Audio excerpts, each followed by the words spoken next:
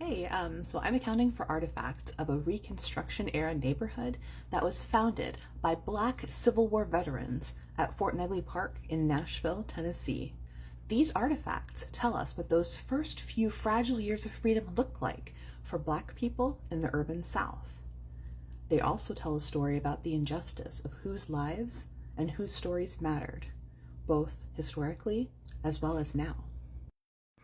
Hi, I'm Angela. I'm not an archaeologist, but I am a professor, and here's why I'm doing this work. These artifacts were uncovered 6 years ago by archaeologists from Middle Tennessee State University. The newest ones are from the 1960s, back when this whole neighborhood was given eminent domain and bulldozed to make room for the interstates.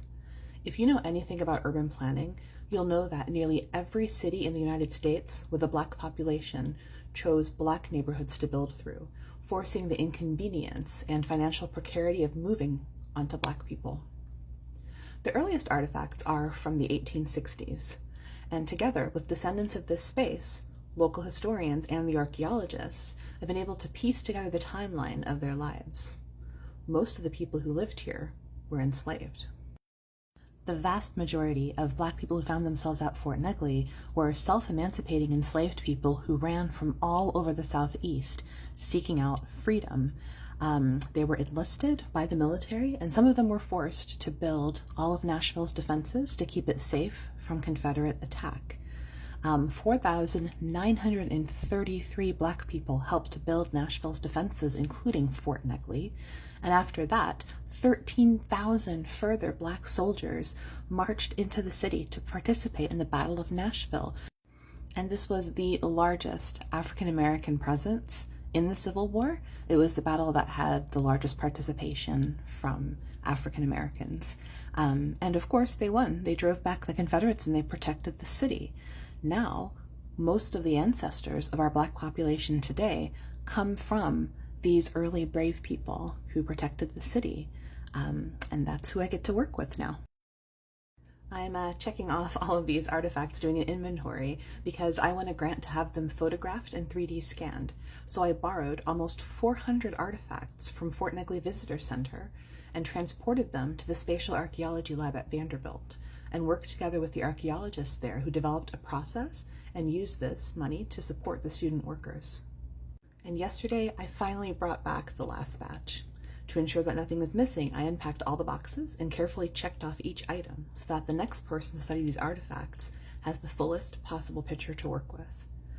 Generally, work like this would be done by a student, but I volunteered to do it because I wanted one last moment with these amazing artifacts.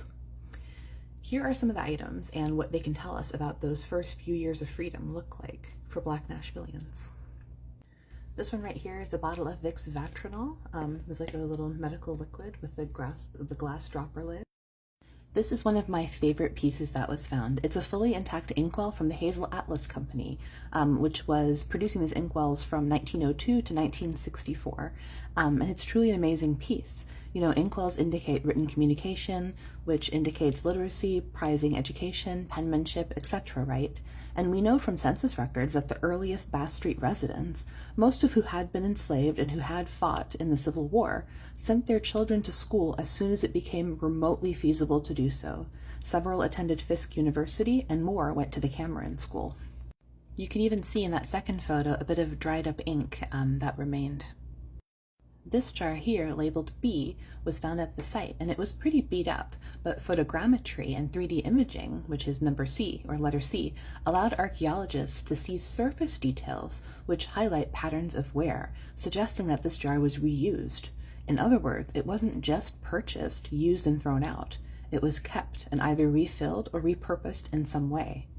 Why? Because most likely Bass Street residents engaged in consumer culture the way people who were working class with middle class aspirations did.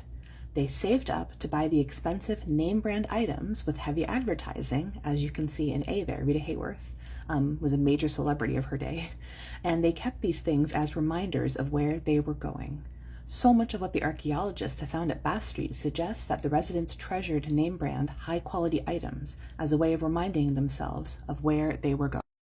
all of these medicine bottoms were also really wonderful because you can learn a lot from people and how they think by the way that they treated their ailments. You know, of course, many home remedies didn't leave behind the same types of archaeological traces, but what was found can speak to consumer choice.